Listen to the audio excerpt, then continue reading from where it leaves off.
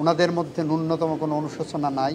এই ১৪০০ মানুষ হত্যাকাণ্ডের শিকার হয়েছে, তারা ন্যায় বিচার পাবেন কি না, যে এই সমস্ত অপরাধের সাথে তারা জড়িত ছিল বলেই চলে গেছেন। আমরা বলেছি রাষ্ট্রপক্ষে ডিফেন্সের আসামি পক্ষে রাষ্ট্রনিয়োজিত আইনজীবীর সাবমিশনকে উদ্ধৃত করে বলেছি যে এই আদালতে এই মামলার বিচার করতে যে দুইটা জিনিস প্রথমত দেখবেন।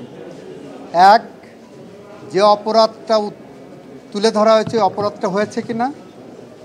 দুই, এই আসামিরা করেছেন কিনা। ডিফেন্স থেকে বলেছেন এই আসামিরা করেননি, এই অপরাধ হয়নি, ১৪০০-এর উপরে মানুষ মারা যায়নি, ৩০,০০০-এর মতো মানুষ ৩৬ দিনে পঙ্গুত্ব বরণ করেননি। এই সাবমিশনটা ডিফেন্স কাউন্সিল থেকে আনা হয়নি। সুতরাং দুইটা ইস্যুর একটা অলরেডি ধরে নেওয়া যায় যে দিস ইজ অ্যাডমিটেড। সেকেন্ড, এই আসামিরা করেছেন কি করেননি সেটা প্রমাণ করতে যে চিফ প্রসিকিউটর সাহেব যে দালিলিক এবং মৌখিক সাক্ষ্য উপস্থাপন করেছেন, তার সাথে একটা সার্কামস্ট্যান্সিয়াল সাক্ষীটা হলো যে যখন মানুষ খুন হয়েছে, রাষ্ট্রের পুলিশের গুলিতে মারা যাচ্ছেন, স্টেট অ্যাপারেটাসের ব্যবহার করে মারা হচ্ছে, তখন জনতা যখন জেগে উঠেছেন, তখন যারা পালিয়ে গেছেন, দিস সার্কামস্ট্যান্স ডেমনস্ট্রেটস যে এই সমস্ত অপরাধের সাথে তারা জড়িত ছিল বলেই চলে গেছেন। তারা যদি বলেন, ভবিষ্যতে বলতে পারেন এই মামলা সম্পর্কে আমরা জানতাম না, সেই জানতো না কথাটা বলার সুযোগ নাই, কারণ গোটা বিশ্ব জানে এই মামলা তাদের সম্পূর্ণ অবগত আছেন। এই মামলায় তারা বাধাগ্রস্ত করার জন্য বিভিন্ন রকম ব্যবস্থা নেওয়ার চেষ্টা করেছেন। তো সুতরাং সার্কামস্ট্যান্সিয়াল এভিডেন্স ডেমনস্ট্রেটস যে এই অপরাধের সাথে তাদের সম্পৃক্ততা আছে, এটা আমরা আদালতকে বলেছি। আমরা বলেছি আগামী প্রজন্মের স্বার্থে, বাংলাদেশের একটা ভবিষ্যৎ সুন্দর বাংলাদেশের স্বার্থে,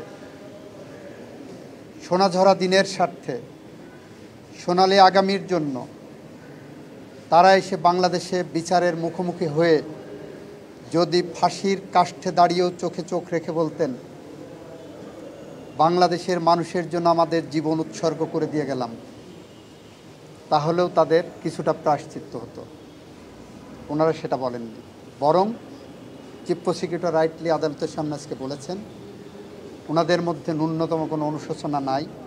এতগুলো জীবন ঝরে গেছে, এতগুলো মানুষ পঙ্গু হয়েছে, বাংলাদেশ তার গণতন্ত্র হারিয়েছে, বাংলাদেশের মানুষ মানবাধিকার হারিয়েছে, ভোটের অধিকার হারিয়েছে।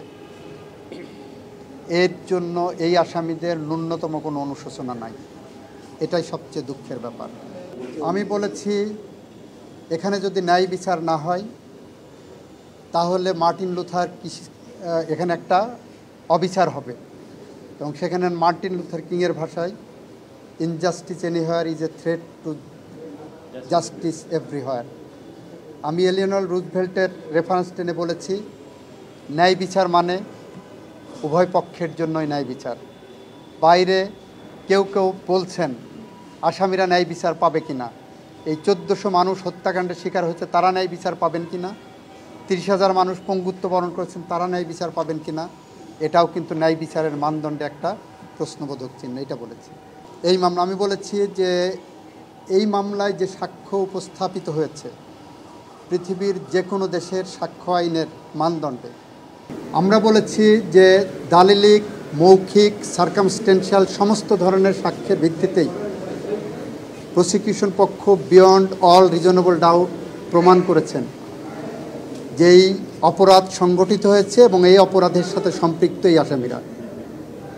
এবং আমরা বলেছি আইনে প্রেসক্রাইব সর্বোচ্চ যে শাস্তি আছে সেই শাস্তি আমরা চাই। একজন অ্যাপ্রুভার হয়েছেন সেটা আদালতের উপর নির্ভর করবে।